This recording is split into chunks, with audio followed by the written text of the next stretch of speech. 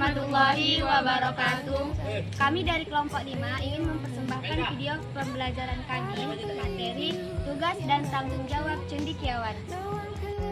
Saya selaku pemateri pertama yang akan membahas tentang cendekiawan, mulai dari latar belakang mengapa pokok pembahasan ini penting sampai dengan pengertiannya secara umum. Di tengah perkembangan zaman yang begitu cepat dan tantangan sosial yang begitu kompleks, kita memerlukan sosok orang yang bisa menuntun kita dan membawa kita kepada perubahan. Nah, disinilah peran seorang cendekiawan menjadi sangat penting. Karena apa? Apa sih cendekiawan itu? Terlebih dulu kita bahas apa pengertian cendekiawan.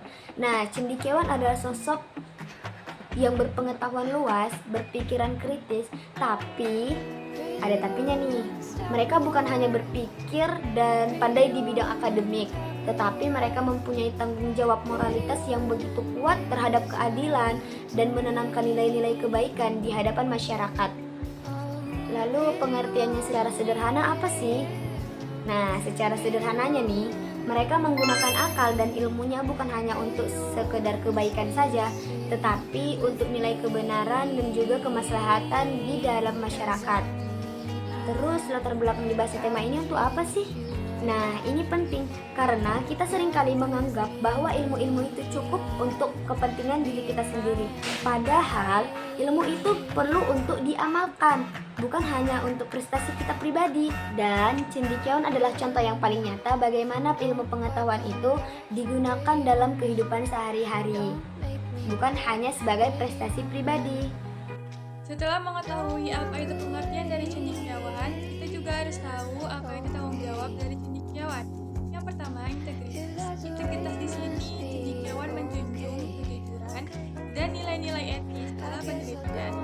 Yang kedua, objektivitas. Objektivitas di sini cendekiawan bersikap netral dan menghindari bias dan prasangka.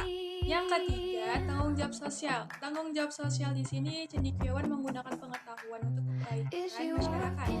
Yang keempat, komunikasi efektif. Komunikasi efektif di sini cendekiawan menyampaikan ide-ide jelas. Dan yang terakhir, yang kelima, kerjasama. Kerjasama di sini cendekiawan berkolaborasi untuk mencapai tujuan bersama. Nah, setelah mengetahui apa itu tanggung jawab dari cendekiawan, kita juga harus tahu apa sih tugas dari cendekiawan ini. Nah, yang pertama, mencari dan menyebarkan pengetahuan. Yang kedua, menganalisis dan menginterpretasi informasi. Yang ketiga, mengemukakan ide-ide baru. Yang keempat, mengkritik dan mempertanyakan status quo. Dan yang terakhir, yang kelima, menjunjung kebenaran dan keadilan. Pernahkah Anda berpikir siapa sebenarnya cendekiawan itu dan apa peran mereka dalam masyarakat kita? Cendekiawan atau kaum intelektual seharusnya menjadi kompas moral dan pemimpin pemikiran bagi perkembangan masyarakat. Tugas utama mereka ialah memberikan petunjuk dan memimpin, bukan sekedar menjadi alat bagi golongan yang berkuasa yang hanya mementingkan diri mereka sendiri. Sejarah menunjukkan bahwa sistem politik suatu negara sangat mempengaruhi peran cendekiawan dapat diambil pada zaman penjajahan.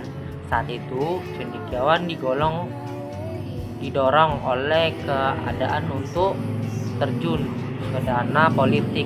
Mereka melawan kekuasaan asing dan berjuang membentuk negara yang baru. Namun ada juga sisi pahitnya. Banyak cendekiawan yang hidup di bawah pimpinan politik yang otoriter. Seorang pengamat politik yang ada di Meksiko pernah mengatakan bahwa presiden di sana sering tergantung pada cendekiawan, tapi bukan untuk meminta saran, melainkan untuk mencari argumen yang membenarkan keputusan yang sudah diambil.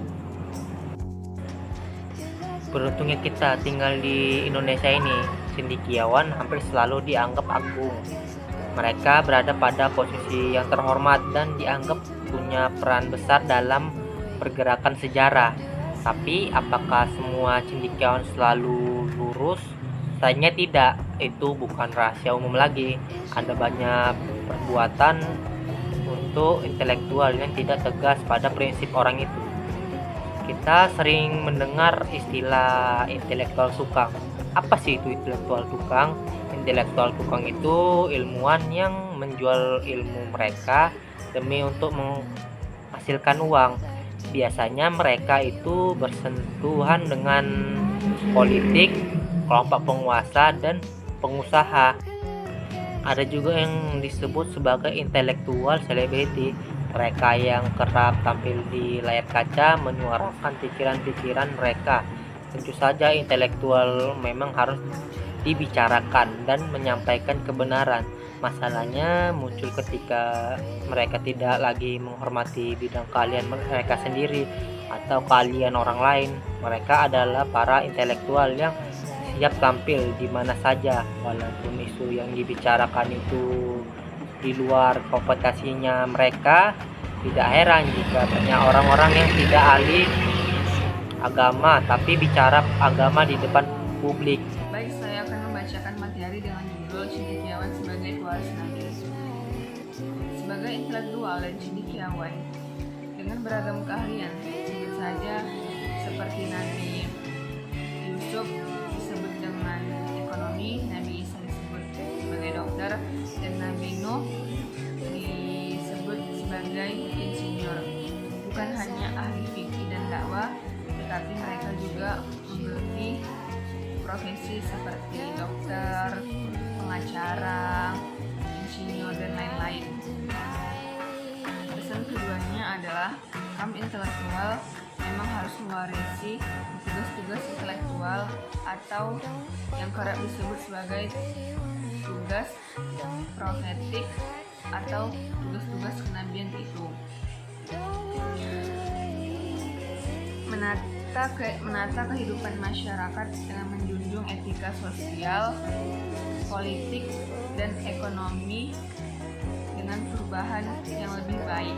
Contoh yang paling dekat adalah Nabi Muhammad SAW, penyampaian ilmu dan kebenaran, penjaga amanah, teladan akhlak, pemberi petunjuk, dan penasihat. Terima kasih. Sekian pemaparan dari materi kami. Kami pamit undur diri. Wassalamualaikum warahmatullahi wabarakatuh.